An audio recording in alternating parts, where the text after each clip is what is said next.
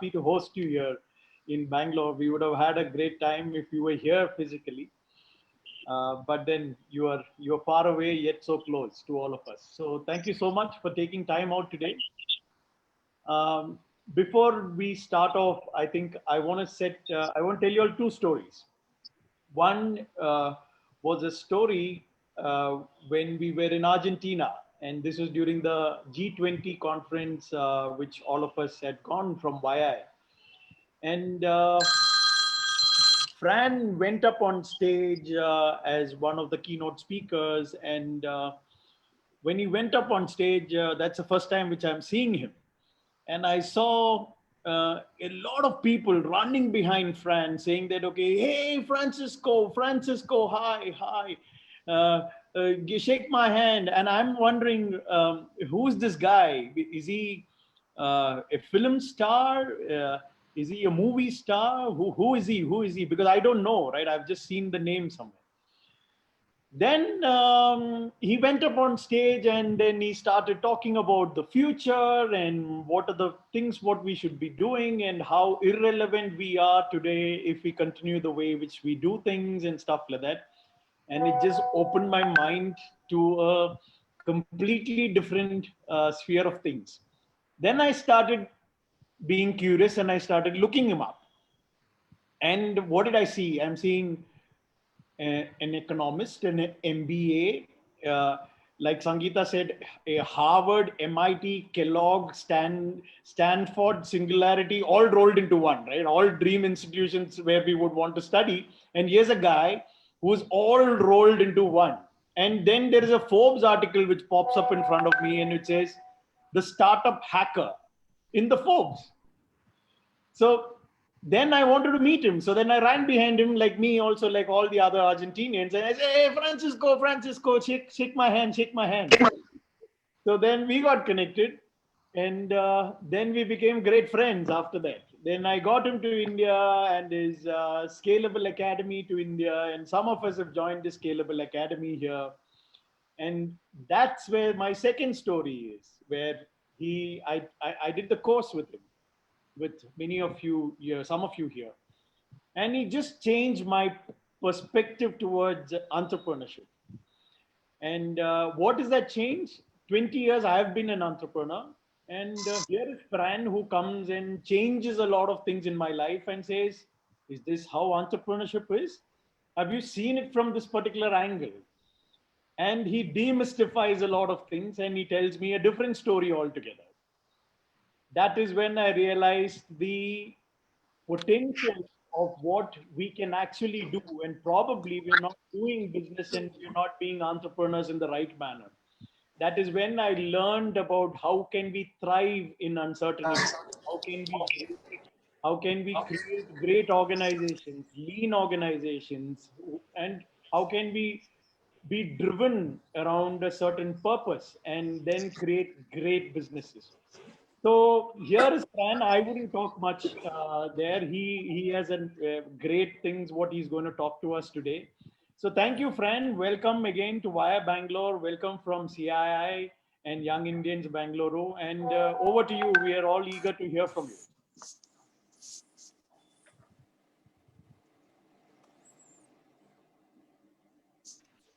I really feel Bangalore as home. I miss it. This year I haven't been able to go. I was getting used to be there 4 or 5 times a year, and they're pumping me up. In reality, we're great friends, and everything I've achieved in India has to do with their support. There's a group of fabulous people within Young Indians. I had the chance of meeting in G20, and they did all this possible. And nowadays, Scalabl has a lot of Indian alumni, of marvelous friends, and it's all because of you. So I'm the one who's grateful. I'm the one who admires you. And I'm the one who's always feeling at home when I'm part of Young Indians and CII. I would like to share the screen. The first thing is I'm gonna share many concepts. I'm gonna go through many things. We're gonna talk about uncertainty and business and how to face business right now and in the future and what's coming. But the most important thing, I think, it's learning from each other. So feel free to ask questions any moment, to provoke thought, to bring your own issues into the conversation. And I would be more than willing for changing the order of the presentation and going to topics you're more interested in. Okay, so I'm gonna share screen quickly. Let me know if you're seeing the screen. Can you see the Yes, presentation? yeah, we can. Perfect. Okay, the first thing is with this is crazy, but it's a word of inspiration. If you see all these points, all these dots in the map, they're not the coronavirus spread. It's our company. 5 years ago, we didn't exist. We started in Buenos Aires without investment. I was alone with my sandals in an office coming from Dubai that I was living there for a while. And nowadays we're in 20 countries. We have alumni from over 50. Um, we have more than 1,500, I think, alumni from the world. And the trick here was simply the two pillars we work on and we defend, and we go against the traditional ecosystem by recommending them. And what you need is a real purpose, something you really care about, something you're willing to work for. You need relationships, to build genuine relationships with people, and learning, continuous learning. Learning is power. Power is the ability of doing things to make things possible. And you can learn everything today. We just by having an internet collection, we're all able to learn from AI to the robotics to whatever we imagine, even human genome, just by following an online course in a couple of minutes. No one grasps yet the possibilities we have just by living in this age. The first thing I want to clarify is everyone is talking about this VUCA world. It was an old definition, but now it's everywhere, and it's this volatile, uncertain, complex, and ambiguous world. And what I want to share here is towards and in front of this complex scenario, the most important thing is to change ourselves. We can't expect the things to return to normal, and I believe they won't return to normal. I think the VUCA world is here to stay and will be more VUCA than ever. And the only thing we can do is to behave differently in a different context. To do that, we need different tools, different mindsets, to be very open to change. And to be open to change, we need to change the way we were used to living and doing business. We had a way of, it's like this, human beings were very proud of trying to reduce variability, or we were trying to make things stay steady. We wanted the world not to be complex. We wanted to feel everything was planned. So we did these long-term plans, and we tried to do things in a way that seemed reasonable for us and with a predictable future. And many things start happening before this COVID crisis. I remember in that conversation in the G20, I was in 2018 and before too talking about many of these things. What happened right now is they just became more real for everyone to grasp. But in reality, we're talking about the same phenomenon that is gonna extend over the future. And it's these things that someone, for example, Nicholas Nassim Taleb calls black swans, that are unexpected events that come and disrupt reality in a way we don't expect. Or there's another author that is talking about gray rhinos, that they are the huge rhino with the huge thorn running towards us, and it's gonna hit us and kill us, and we don't react. So it's a way of saying, for some people, it will always be unpredictable. For some other group of people, or a minority of them, they see it coming. But in the two scenarios, as human beings, we're avoiding the reaction. we're not doing anything about it. We have a bubble that is growing, for example, in the stock market or in the startup ecosystem. No one does anything about it. They try to profit till the last minute from the bubble. We have global warming and the problems with carbon emissions and things that are going to really destroy the world, even much more than COVID. We won't be able to go to the street again, and no one does anything. Or some minor groups, but governments are not taking this seriously. And we, as human beings, we need to change a lot, because if not, we're gonna get into a lot of trouble. And on the other hand, I believe communities, we need to, communities like Young Indians or Scalabl, we need to build strong communities and bonds within communities, because the future, I'm gonna prove you, it's about the individuals and the power of the individuals, and together we can do much more than before. And we will need to take the role, in a sense, of governments and huge corporations to avoid the world to become crazy. Um, Very briefly, I'm going to talk about exponential technologies. These are technologies that double their potential every 2 years and reduce their costs every two years. That provokes huge advancement in these technologies. This is what creates the hype in the market and the unicorns, and everyone is expecting companies to become billion-dollar companies because they are working on AI or robotics, or they are working on human genome or microbiome or nanotechnology, virtual reality, mixed reality. There are numerous technologies, 3D printing.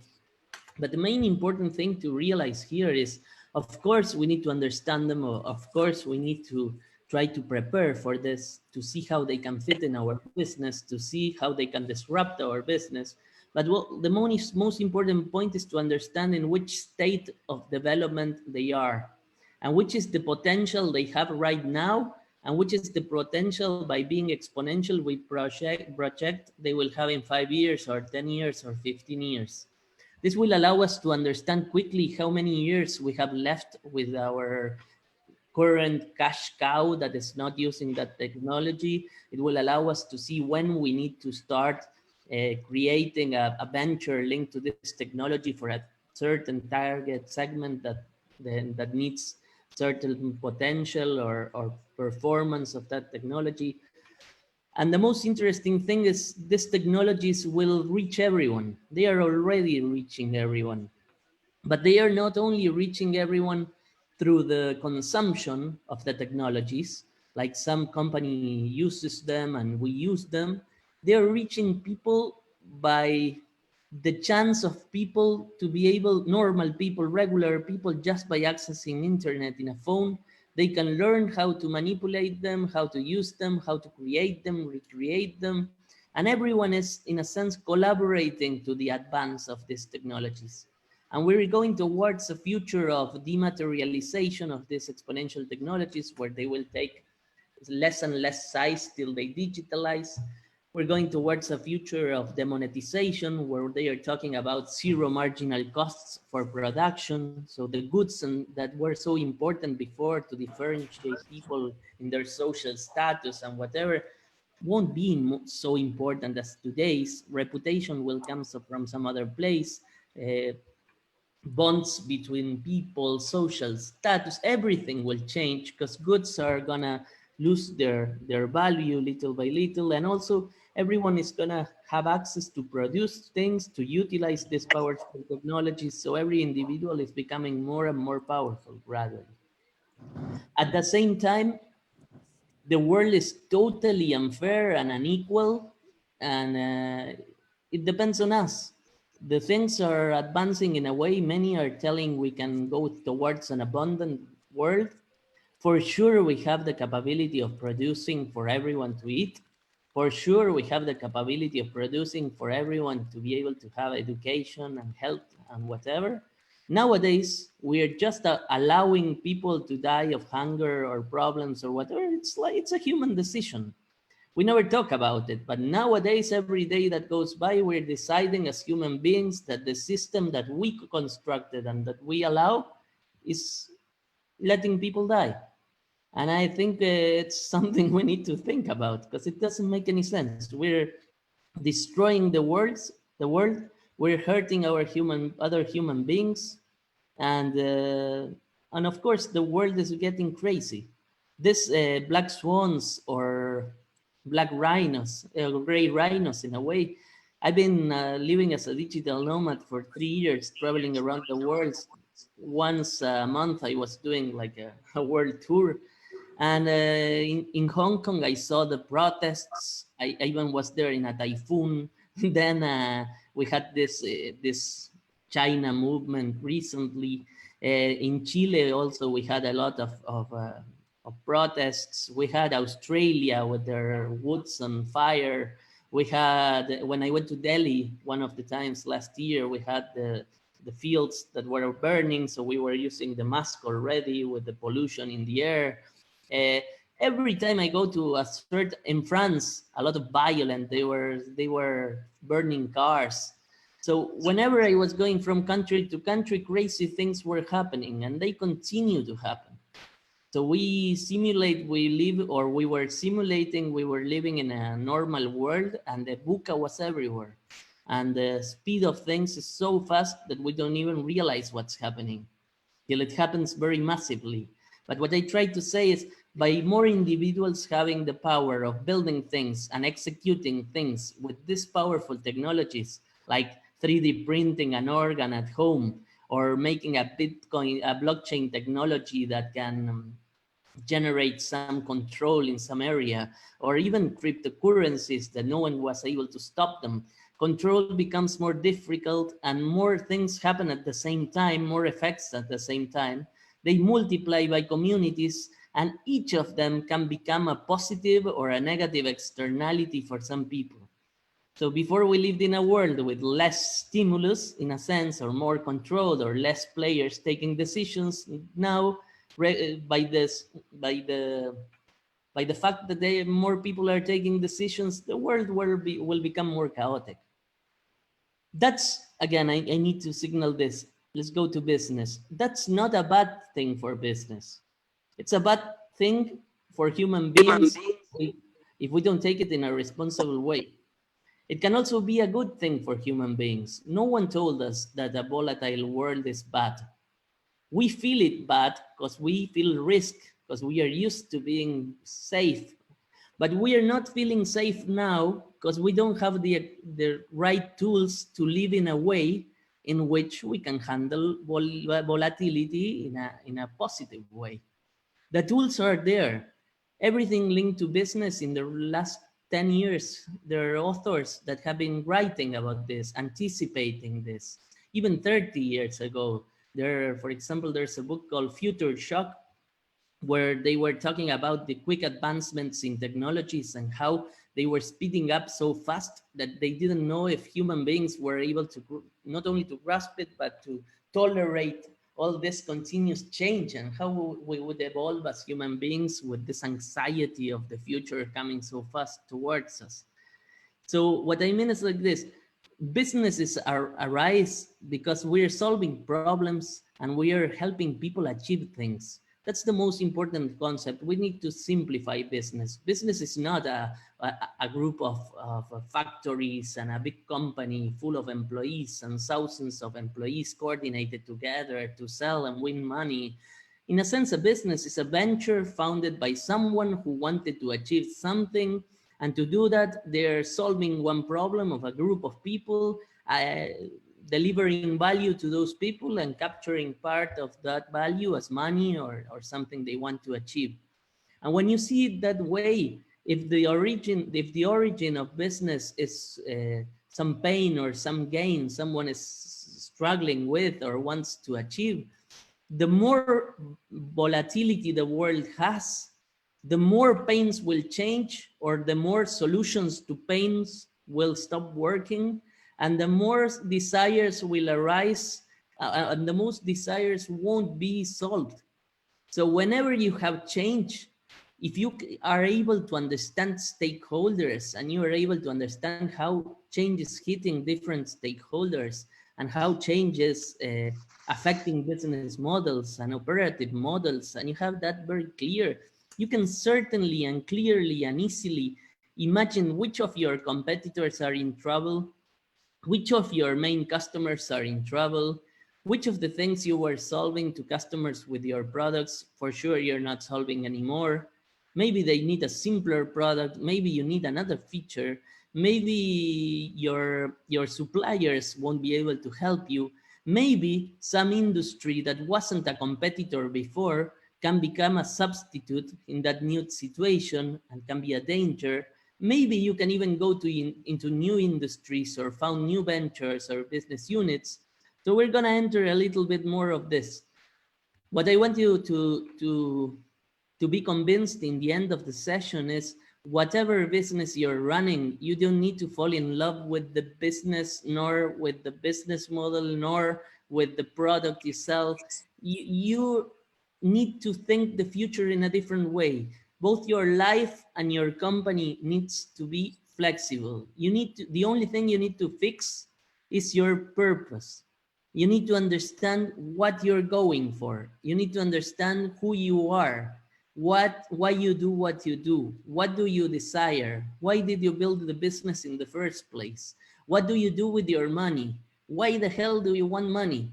If you ask yourself all those questions, the flexibility and the easiness you will have to be flexible and change when something abrupt happens will be amazing. And not only that, instead of feeling afraid or feeling paralyzed every time the gray rhino comes towards you, you will start feeling powerful and empowered and engaged and creative and trying to solve the puzzle and see how you can get out from the situation, not in a not so bad way, but in a positive way.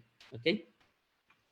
This innovator's dilemma, I'm going to skip very quickly, but it's very interesting to look online. I will share the slides. There's a video there that explains more.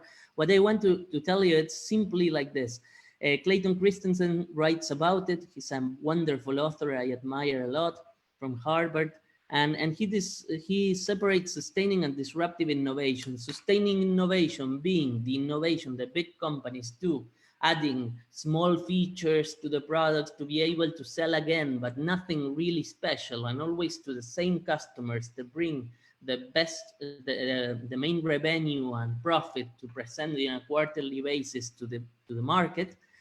And disruptive innovation is when, by using a different technology, it can be one of the exponential ones or not, by using a different business model, or by a contingency. This is a new thing I'm bringing to the table. For example, COVID, one of the incumbents in the market becomes bankrupt and some other player takes the leadership in the market with the same customers the market had.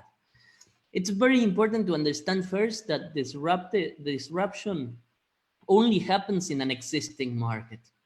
The second thing it's important to understand is that technologies per se, even if they have the power to disrupt, are not disruptive per se. You need a business model, you need execution, you need things to happen, and you need to solve pains or gains to be able for that disruption in innovation to happen, because disruption in the end is taking the incumbent, the leader, out of the market and replacing him. Again, we don't need to think of disruption. Building a company to disrupt, it's a very good excuse for the venture capitalists to raise a lot of money and go for these huge unicorns and things that in the end go bankrupt and don't make any sense.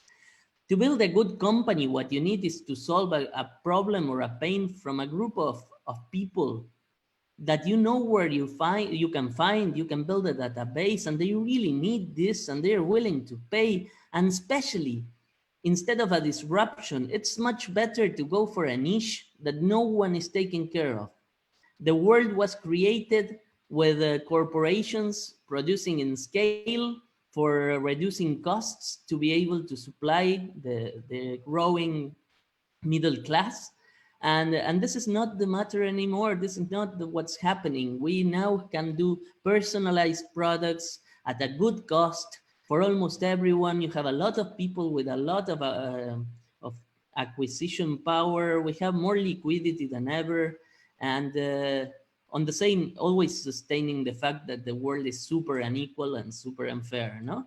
But you can always find the segment that is willing to pay for something. Even if you have a some product that is very cheap, you can have a huge margin by selling to people that really need it and have little money.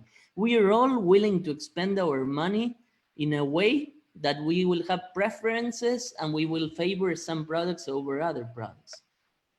The main important thing here you need to keep in mind is forget about invention and forget about ideation and forget about these crazy technologies if these technologies are not leveraging what your company does for your customers or for your non-customers that can become interesting customers.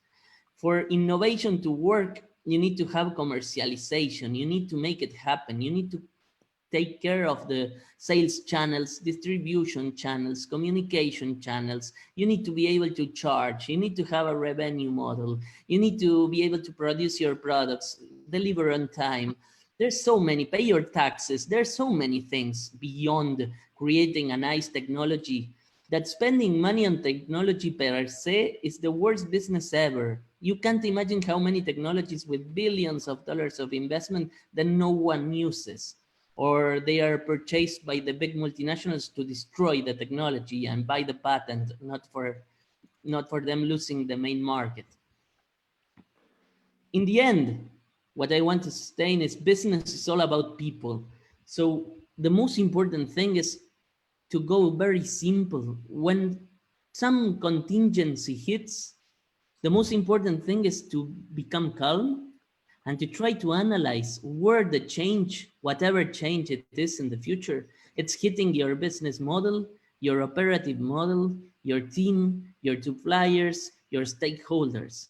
If you understand what's happening with your company and what's happening with others, immediately you can change the value you're delivering to each of them to be able to continue capturing value. And you immediately can act upon your business model to be able to modify things that are hurting you. The jobs to be done theory, we have a video here too, but it's this idea that we don't buy goods just because we like the goods. We buy goods to solve problems for us. We buy goods to open new doors for us, to make us accomplish desires we want. There's an example there about the milkshake. And it's a good example to understand that maybe they all talk about big data, and data is the future. Whenever I do consulting for big corporations, that I do often, they don't even know why they want the data for. You don't need to have a huge corporation with a lot of data. You need to have the capability of understanding how the data can allow to offer a better experience to customers, allow you to be able to get more profit from that data, allow you to be able to generate business linking things or getting insights from the data. In the end, what changed in the business paradigm, and it's totally linked to uncertainty, is the businesses of the past are the businesses in which you plan, you get money, you execute, and then you see what happens, having a big chance of failing. Big corporations and even startups continue doing that same thing. The literature has been speaking at least for 10 years not to do that anymore. The new way of doing businesses is I try to imagine I try to go deep into my purpose and understand what the hell I'm doing. Then I trace a strategy determining what I'm gonna do or not do to reach there, to get there. And then that strategy, I put it into a business model. And the business model is which customer segment I'm gonna solve these pains or gains, adding value, how I'm gonna make this happen, how I'm gonna sell it, how I'm gonna communicate it, how I'm gonna distribute these goods, which revenue model I'm gonna use to win money, there are plenty of them, and which activities I need to do with which resources and which costs will they have, and how every activity fits together. Strategy is about fitting activities together, gaining consistency, eliminating everything that doesn't add value so you can reduce cost and increase margins. And the most important thing there in the business model is to understand what each component of the business model brings, to be able to see where the contingency is hitting you and to be able to understand how to fix it quickly. If you become agile in generating different business models with your team and being able to use it as a daily routine, to know everything what you're doing, how it affects your business model, then everything will become simpler. Then you have the operating model. And the operating model is, for example, once you have the business model, the strategy, and you tested it and you became used to gaining insights through testing and listening, and then executing and testing and learning and going back and modifying and just putting money into your business when you have already a sales roadmap that you have tried with a couple of steps that you know that when you repeat once and again with costs you can predict they will give you this earnings or this margins and you will become profitable by doing it. Just then in the new literature you need to invest. What you're gonna do is build the operating model, and the operating model is about people, processes, technology, legal, structure. So you build the systems you need, you build the processes you need, and you put the people to work in the chores you need. But as a founder, you need to have discovered how this will work. The last thing I want to share, and then we can discuss, I think the best thing is discussing. I want to again go into people. Business is about people. Whenever the crisis hits, don't think about money, don't think about, take care of your cash flow, try to stabilize the thing, take care of your people, of your team. How you act in a crisis will always be remembered. Try not to throw out everything you say you are as a leader because you get anxious. Try not to destroy all your values because you're afraid. Try to keep yourself calm. Work with the people you know in your team. Find ways to try new things. Try to look for alternatives. And one simple exercise that I recommend, I call it Stakeholder Maps. I started playing with this a little while ago, is take Uber, for example, and do 3 columns. One is who, that is the stakeholder. The other one is how, and how did the contingency hit? I mean, we had this contingency, coronavirus. Before, when this happens, how are the pains or the gains of the people that are my stakeholders changing? And then where, which is the impact in the business model or operating model? By doing this for your company and doing this for the different stakeholders you're working with, you immediately will gain a lot of power of knowing how you can influence your relationship for good with these stakeholders. You can renegotiate things. You can even sell your suppliers things for them to survive. You can negotiate your costs by helping them with another thing. You can modify a little bit the products for your consumers or add a little feature to your whole product, etc. But if you check this example, that's very simple. When the COVID hit, the drivers stopped having work. And on the other hand, they had the fear of contagion. Take cola, for example, too. They put these things like plastics separating the drivers from the customers, and many stopped working directly. The commuting customers from Uber, they didn't need to go to the office anymore. So in many countries, even it was forbidden to ask for the cars. But on the other hand, the Eats customers, that was the smallest division losing money from Uber, started growing like crazy. Whenever a contingency hits, you have the winners and the losers.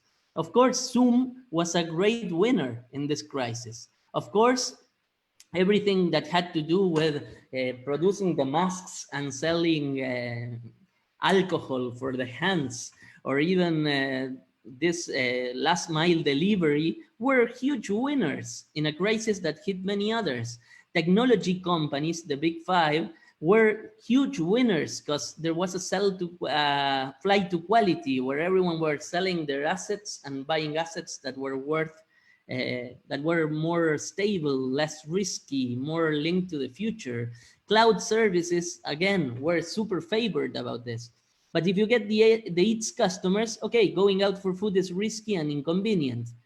Investors, they were struggling because 70% of the trips weren't working anymore. So, but it was going good. So what am I gonna do? Employees were afraid of losing their job. And if you take in the companies, then Uber fired 6,000 people. And the government were worried because no work for people because of the crisis. We need to show performance. People are dying. What we will do? If you check California, they approved laws for Uber and Lyft to put their employees as employees and not anymore as freelancers. If you check where these things impacts you, if you're Uber, imagine you take their position. Of course, when the drivers don't want to work, okay, you're affecting the service, your outsourced resources are difficult to get, then you can't distribute your product and your revenue is going down. If you see your commuting customers, your service can't be delivered to them or because you don't have drivers, but on the other hand, they don't want to take them. So the service is going down and revenue is going down.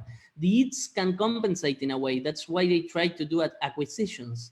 If you take investors, they're worried about the future revenue. They're worried about the investment in CapEx. That's why Uber cut all the investments in future technologies they were promising, etc. And of course, the profit. Employees, if you're Uber, it's hitting you the fixed costs. And you don't have revenue, but you have the fixed costs. So they had to fire 6,000 people in a minute they decided to fire. As a founder, you have the chance of understanding how to build a sustainable business model that can allow for future risks and avoid doing this kind of things. And government, again, it's hitting you in the legal risk, it's hitting you in this estimated revenue. This costs of putting freelancers into employees can become terrible. So what I mean is, if in the moment something hits or is about to hit, you assess your business models for each business unit and you assess your stakeholders, you immediately will have hints and clues and ways to iterate, to pivot, and to be able not only to survive, but to thrive in the crisis, okay? Just to end, and then we can go for questions. We have our entrepreneurship and innovation. Now it's an online course. It starts 4th November. We have many young Indians, luckily, that are part of the network, and you have a special discount just by being part of Young Indians or this webinar of 30%. I will send the presentation later so you will be able to access. And this is my WhatsApp. Feel free completely to add me and speak with me and ask me whatever you need. Okay, and let's open for questions. Feel free to provoke, to ask difficult questions, to ask things that you didn't understand or you don't agree or whatever that adds value to you. Wonderful, friend. Thank you, Amazing presentation again. Loved your stakeholder mapping, which gives you That's a new one. and yes, that's a new one, and it just gives you clarity. And there is one question which is asked by Sangeeta itself. I'm just taking that and probably giving another addition onto that. So she's Okay. asking, as entrepreneurs, when we are going through this entire COVID scenario, uh, we are quite often firefighting. We are quite often very Yes. blinded, right? How do we pause and how do we, at this point, do we run after purpose, we run after strategy, or do we try and make ends meet? Right, and because we are blown away at this point of time because uncertainty has come in and rocked your ship, and we don't know what to do, how to react. And this is a common Yeah. problem which is there across whether it's small business, big business, medium business, wholesale business, retail business, everywhere it's the same problem is there, right? So what's the start point? How do we approach this? Yes. The main point is like this. The first thing now, COVID has been here for like a year already, no? So each of you had taken your own decisions, but let's start from the start and then let's come today. The first thing for the next contingencies, forget about this one. If it was terrible and you feel you did everything wrong and you lost money and what, you will recover. You will find a way to get up again. Don't worry about it. The most important thing is keep your emotional intelligence. Don't listen to anyone about that, what they say about you. Keep your confidence. You will recover. If you think you did things in a mixed way and you think some things are good, some things are bad, that's great. If by chance the virus benefited your company, even better.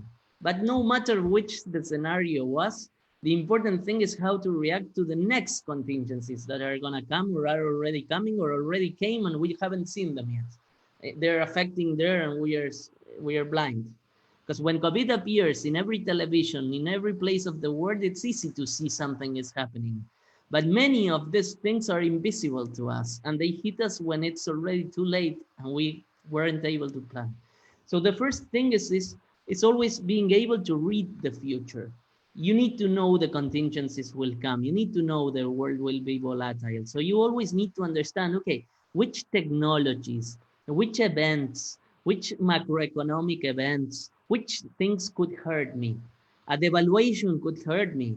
If they open the frontier and then they can import external products into my country from the industry I'm doing could hurt me.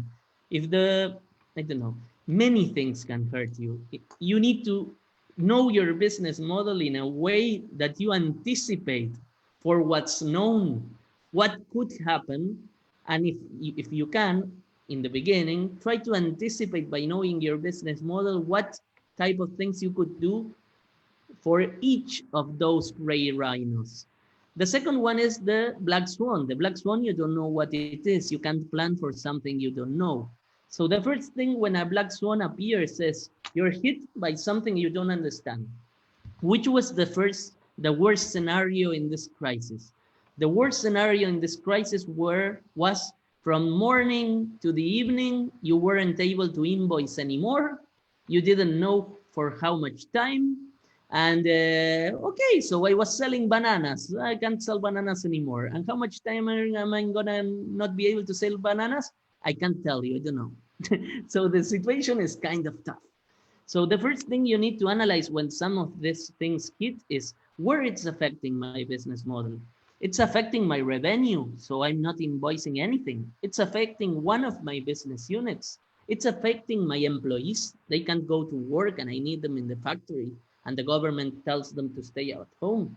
It's affecting my suppliers. It's affecting my sales channels because the shopping malls are not opening anymore. Where's the big hit I'm receiving now? Which are the plausible hits I'm gonna receive as a consequence of what has just happened? That's the first thing. And the most important thing is to focus. First, think about your current business. Don't think about your purpose. Don't think about your current business. Understand where it's hitting. Once you know where it's hitting, you need to do the quick wins, the quick solutions that can help you gain time, not the strategic movements. So, which could be a quick solution? I don't know. If it's about revenue and you're getting zero revenue, oh, it's not easy to get a quick solution. So you will need to go to the strategy and think a little bit. But maybe if it's hitting your employees, you can already start assuring a new source of employees, or you can start working a way for your employees to work remotely. Or you can, there's always quick wins you can explore immediately with your team while you continue thinking the strategy. The second thing, and the most important, even before this, because you're going to call the teams or some of your members or partners into this meeting, is understand that you need to be calm and relaxed because you're driving the ship. And if you're sailing and you're the captain and you're in panic, your people will be in panic and nothing good will come out from this. On the other hand, if you shout to your employees, you become a bad boss, you fire them just in case, you don't think, whatever, they will always remember and you're ruining the future. And maybe you have an opportunity, even if it seems that it's a terrible thing. These contingencies, you never know. You just need to stop and think and see them with a positive attitude. Okay, the third thing is going more strategic. So going more strategic, let's take COVID. My company, when I was in February, became zero revenue company. Why? Because what I was doing is courses, face-to-face courses all over the world and consulting all over the world. I traveled every week to a new country, I delivered the course. We had hired 20 people in the structure, in the employees structure to be able to do this. And from one minute to the other, our invoicing was zero. So I lived the situation. So the first thing we did was we anticipated this was coming. When it started happening in Hong Kong, we changed our agenda. When it came to Latin America, what we decided together with Paula, that was here a minute ago, I think she's there already, till now, well, not sure. We decided, okay, we're gonna do this. Let's forget about this year.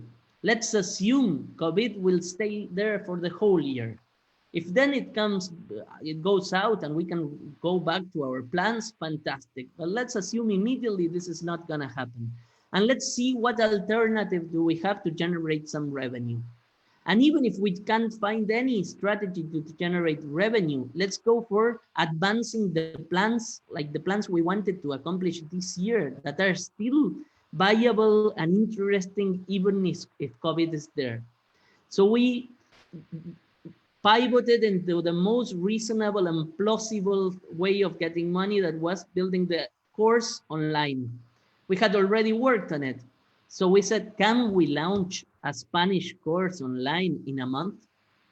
Oh, that's a lot of work. Yes, it's a lot of work, but we have 20 people that are not working anymore because we then don't have anything to do. So how can we adjust our whole team to be able to work for this new plan? So we started building this. In the end, we were able to launch in a month a new online course on demand. We were able to sell more than the salaries of the team. We kept the team and hired 2 more people. We launched 1 course more next month in English. Then we launched the Portuguese one. And then we updated our website, launched a media company, and we started doing things linked to what we wanted to do even before COVID. It was super good in the end. We didn't win money this year, but we were able to finance all the production of the content. What I try to tell you is like this. This happened in many industries, many companies. For example, restaurants. Many restaurants decided to close immediately. They fired everyone. Okay. Many other restaurants tried to pivot somehow. So they started trying things. So in Argentina, one member of our community did interesting things. He had 2 restaurants. One he had just opened with a lot of investment, but he discovered that no one was gonna go to the restaurants. The food restaurant wasn't working at all, but the pastry one was going very well. And he didn't understand why. People were going asking for pastry. Uh, and the thing was, they were giving presents to other people. And this trend grew over time. So what he did is he focused on the pastry one. The pastry one worked very well. In the end, he turned the other, when he realized this was going to continue, he turned completely the other restaurant into a delivery operation linked to pastry and presents and special things for the home and linked to organic food and whatever. So what I try to tell you is, the first thing is you see where it hits you. The second thing, start checking stakeholders. Because, for example, what was happening in that case, to see it very clearly, people that were used to going out for dinner, they couldn't solve that gain anymore. So they found something else to do that was fun. Maybe it was Netflix for a while. Then they got bored. So then they started doing online courses, and then they got bored, and then they started doing something else. That wasn't the trick. But maybe people that were alone in their homes and couldn't visit their grandparents or their girlfriends needed to compensate the gain of taking your girlfriend to the cinema somehow. And maybe sending pastry or sending flowers or sending something became interesting. So he discovered it by chance, by experimenting. So then they even built an app in which, when they scanned the QR code, when you send pastry to people, a video appeared of the one who sent you the gift, and you were able to answer the video through the QR code. So things started evolving in a way that the pastry shop and the restaurant became a technological app through a supplier that then partnered somehow. By understanding the pains and gains of people, you can also, maybe you have a supplier that is supplying to you, but supplies to many customers, and the contingency hits, and you discover your customers don't want your product anymore, but you could sell something to your supplier. Why? because he's not receiving something anymore, or he doesn't have employees enough for what he's doing. And you have employees that have nothing to do. So maybe you can invoice him and share your employees. Or maybe you have a very good finance area. So this area, you can put them to outsource their services to other companies. Or many companies that were doing clothes or were doing apparel or whatever started doing the masks and won a fortune of money just by adapting fast. So what I try to say is, the first thing is, don't go to purpose, don't go to strategy immediately. Stop and see where it affects you. Then, within your purpose and within the conditions, design other possibilities. And don't put a lot of money or don't risk your cash flow, because cash flow in these situations is everything. It's what makes you breathe.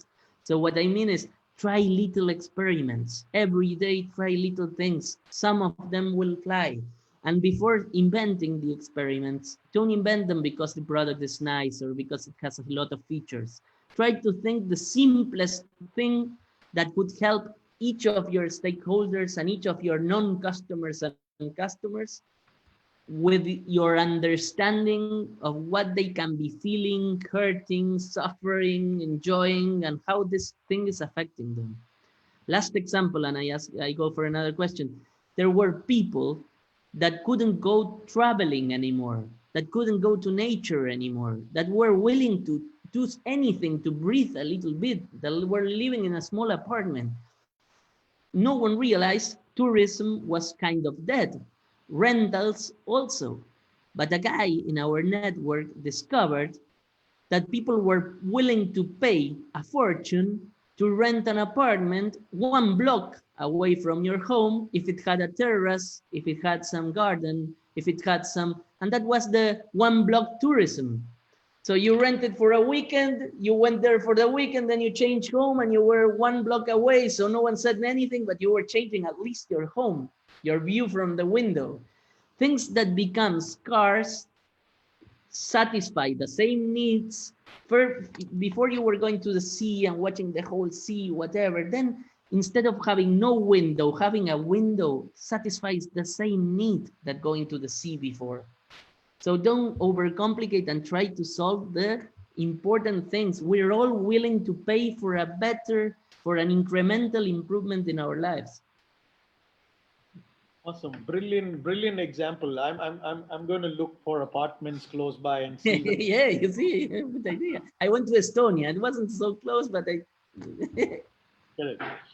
Nidhi has a question. Nidhi, you want me to ask, or are you going to ask? I'm good. I can. Okay, go for it.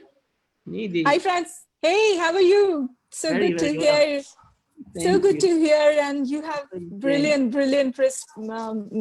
examples to share and up our motivation during these times. So congratulations and thank you for spending time with us and sharing all this. So my personal question to you is, tell us one thing that hit you personally during this time. I'm sure everybody had a very big blow, and I'm sure you would have personally felt something which was a very big hit. And how did you come out of it? So share that example, which was, how did you face that and how did you come out of it? Good question. I'm gonna try to find something very. Okay, the business part was an amazing challenge for my team. I think this non-revenue to keeping the whole team and being able to get good results is something professionally that it's a good accomplishment. At the same time, we were able, Paula that is here is our global director, managing director. She was in the position for 6 months before she was the global marketing director. So she led all this transformation by herself, with me mentoring close by. So I think it was a huge satisfaction. She started in the company and grew all the positions, and now she's leading the whole company. That's from a personal way, from a professional and personal kind of feeling as a boss and whatever. But on the other hand, my life changed completely. I was three years a digital nomad. I didn't have a home. for a long time. I had a little bag and I moved around. And when the crisis started, I was in Argentina, that by chance is my home country. And I was there Oh. for 3-4 days. And when I realized I couldn't go out of my own country, but again, I was in my own country in an hotel. So I was feeling terrible of being in my own country in my hotel. It was. So I went to live with my mom again. You can imagine. So then I was living again with my mom, and the experience at first was amazing. And then it's my mom. Wow. So it was very nice. But then I got another place to be there. But again, I was in my home city, and all my friends were there, and all my family, and I couldn't see anyone. I even have a small nephew that is amazing, and I couldn't even go there. So, and it was strange. And I adapted again to live in an apartment because I was used to living in hotels without having my personal stuff. And in the end, it was a strong personal thing. While all the travel in business and whatever, that was what was strong. And again, I felt it was kind of lonely, no? To realize how lonely my life is before COVID and how lonely my life was. In a sense, what I mean is like this: my life before COVID and after COVID wasn't so different. I mean, always I travel the world, whatever, but I'm never going for tourism. I'm always in an hotel working with my computer in a closed room. Don't do anything else. For me, it was the same. But seeing how much the people were suffering by being suffocated inside and working and being made me feel like maybe I should enjoy life a little bit more, no? Because this thing that is killing the world is what I usually do. So now I moved to Estonia and I rented an apartment for my own, and I decided to be a semi-digital nomad. And I'm in an apartment that it's near the woods and near the sea, and I bought my own things again, and I'm cooking for myself. So it was a nice, tough but nice realization and good transformation process.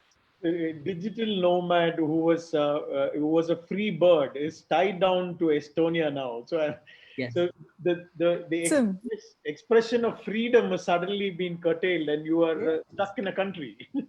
Yes, it's nice, and it's a nice country, very calm. Not everyone very relaxed, not used to this. Like time to go to Estonia. I wait for you guys. Maybe you ask something else. Thank you so much. Pleasure. Okay, there's a very thank you. Yeah, there is another interesting question which is asked by Sunil, and Sunil saying that okay, this is a time when we all struggle, and business is all about team and people. But in the process, people are taking pay cuts. People are the owners and founders are trying to motivate their people. They are going through a big change around them. How does one motivate and make your employees align to your vision and get the best result, even when you're going through all these challenges? I believe if something is happening right now, it's the best opportunity ever to show who you are as a leader. It's the best opportunity ever to show that your vision and your purpose and what you talk about the whole year is real. It's the best opportunity ever for people to engage with you and want to be with you and want to fight for the same dream. Immediately, the bosses that were telling the lovely story and they don't care anything about it, fired everyone, reduced salaries, told a story and was another, and then he was hiring new people. And it's a moment to be transparent with people, to be assertive with your team, to treat people as mature, intelligent people, to fight the thing together. Hey. And I believe it's very important. Again, take trade-offs. The business is all about trade-offs. Life is about trade-offs. So are you gonna reduce salaries, or are you gonna find some new business model to try to increase the revenue? If you're not able to increase revenue, are you gonna ask for debt as a personal guy, and getting to risk for your employees or not? Why? If your employees, you're deciding for them to go, should they be there? Should they have been there in the first place? Because that is another important thing. Sometimes bosses don't fire their employees, even if they believe they need to fire them because they're doing a terrible job, because they are afraid or they don't want to hurt them or they overprotect them. And that's another thing to think. Overprotecting people is not taking care of people.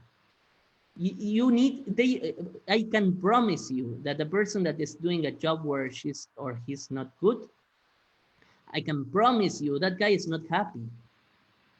You can't be happy, stagnated in a position where you don't get recognized. You need to sit there the whole day feeling like you're not working. Each of us has a purpose. Each of us has a place to be where we can shine, where we can be special. By underestimating people and leaving them in a job that it's not the right job, instead of motivating them, trying to understand what they want, giving them new opportunities, trying them in new positions, helping them to get a better job, helping them to get skills or something more aligned to them, you're not helping. So, I mean, if you, in a regular operation, you need to do this of having the right people. But then when the contingency comes, you don't need to fire everyone or try to cover yourself and forget about the purpose. No, if you really want it, the entrepreneur needs to struggle a little bit. In the end, entrepreneurship is not about being a rich guy who has a lot of people and wins a lot of money. That's not true. Whoever built a company knows that's not true. We struggle the whole time as entrepreneurs. And if it's not COVID, it's something else. But what we do is we go for our purpose, protect our people, but protect our people is we make them grow in life.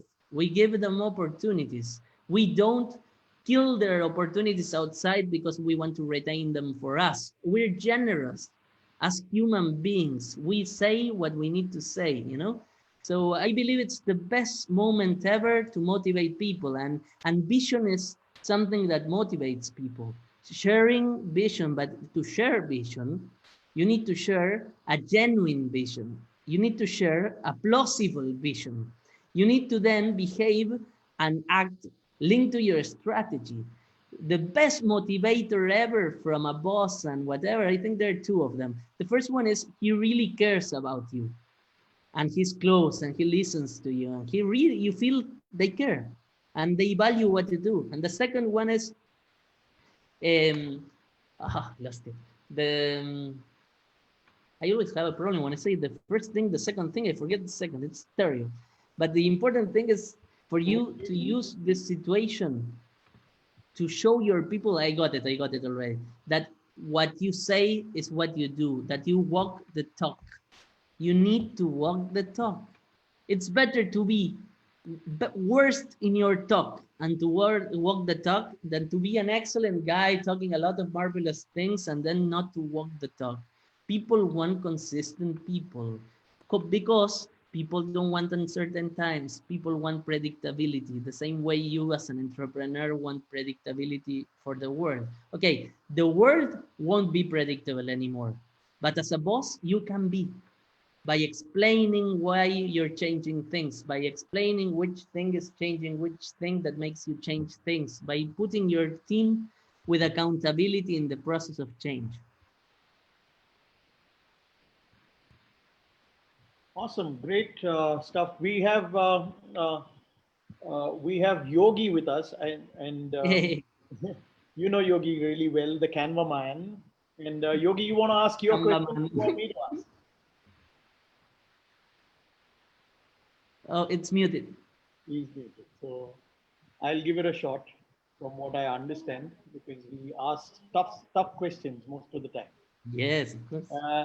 How do you find your passion, or how do you find your purpose? What would be some steps you took to realize the same? Because a lot of people come and tell, find your passion, go discover your passion and follow your passion, or discover your purpose. How do you go about discovering this? Yes, I believe there are two different things. Passion, you bump into your passion. For example, I'm passionate about almost everything. So I was a salsa dancer, and then I became a poker player, and then I love food, and I eat different food everywhere I go in the world, and then I read. So now I'm reading 2 books a day, and I read and I read and I read. I want to dominate everything that I get passionate about. No, so then I started cooking. So I cooked every day, 6 days a week, and like you can see I'm super obsessive and like a talk. But what I mean is passion. We all know our passions: playing soccer, playing video games, each of us guitars, each of one of us know, okay? So if you like something as a passion, you can turn it into your purpose. And before, people were saying, okay, but you need to see that everything fits. Like, you need to have a passion, but also you need to have talent, and also you need to have the desire from a market, whatever.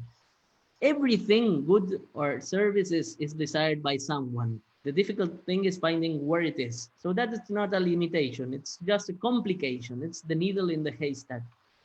Being good at something, it's not necessarily a problem. Because imagine you like music and you're terribly bad at music, or you like specifically guitars, but you're terrible at playing the guitar. Okay, you can build a business model in which you will living around guitars, doing things with guitars, but you don't need to do any technical about guitars. And maybe it accomplishes your purpose. Another thing about the purpose is we offer 2 tools. One is the 5 whys, and the other one is the 5 why, what, for. So which is your purpose? Write the first thing that comes to mind, and you ask yourself why, and write the first thing comes to mind, and like this 5 times. And if you want, you continue, and then with what for, and then you start combining them, trying not to trick yourself. So why, what for, tell me more.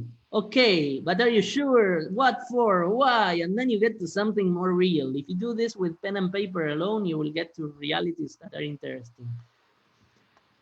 But really, the purpose, to find your purpose, you need to do that exercise and depart your journey. I mean, you start your journey, you do a business model, you start doing things, you get into a job, you get you get a first job with link to design or whatever you like. When you walk that path, your purpose refines itself. It's a path, it's a journey. And even when you find it, the purpose, for example, now I feel I'm connected to my purpose, that it's putting good people together to be able to collaborate and coordinate themselves. And the most important thing for me is for people to be able to cohabitate the world, enjoying without hurting each other.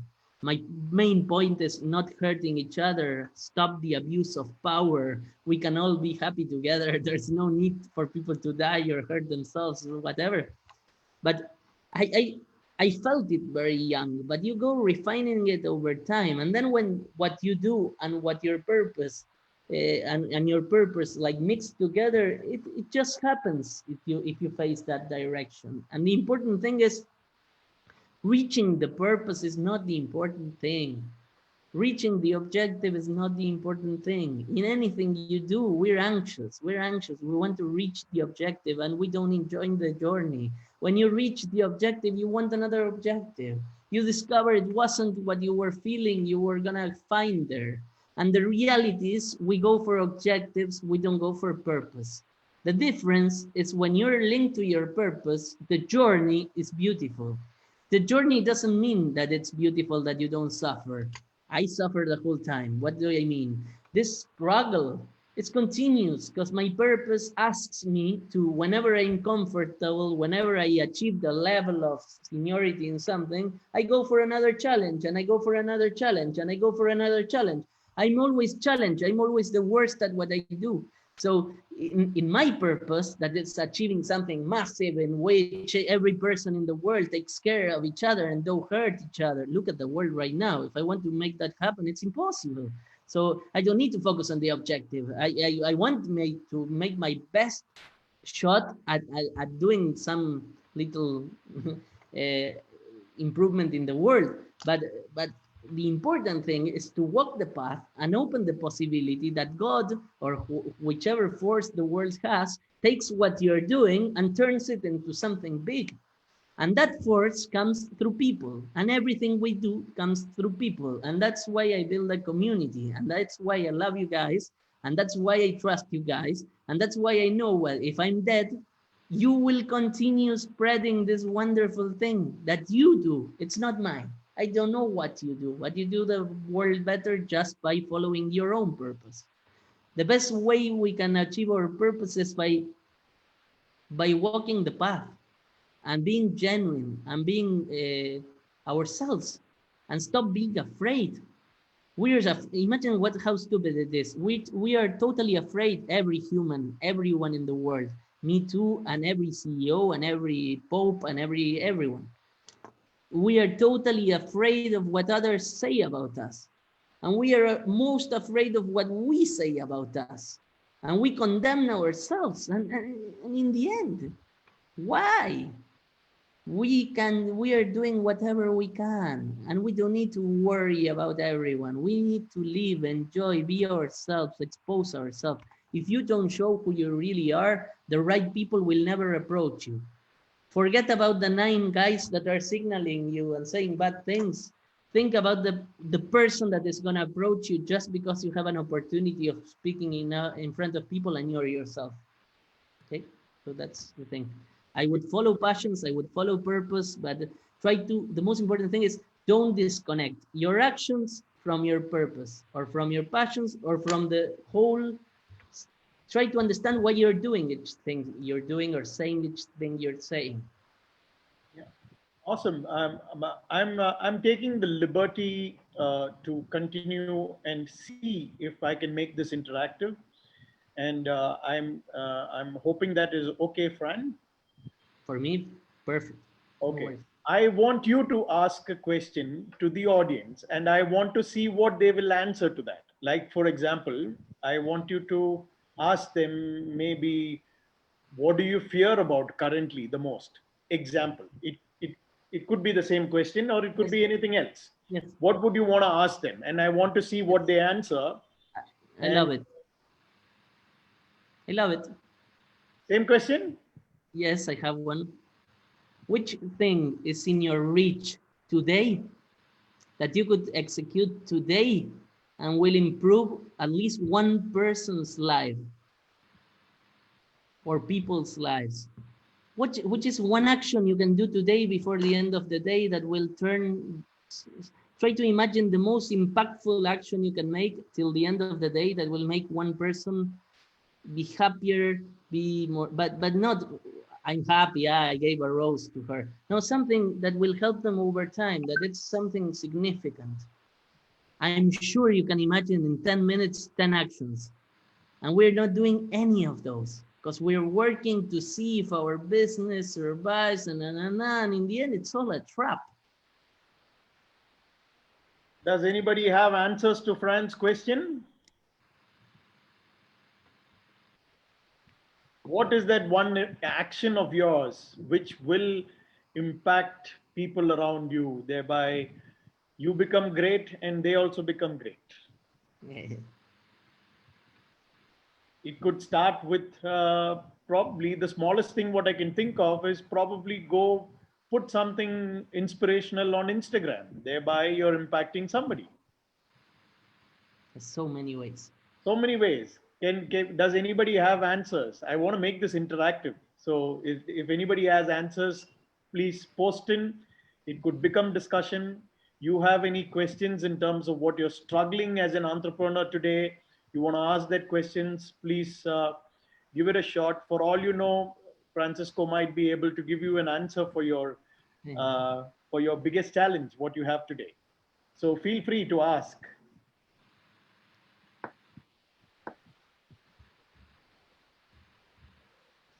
On the question I did, there, nice.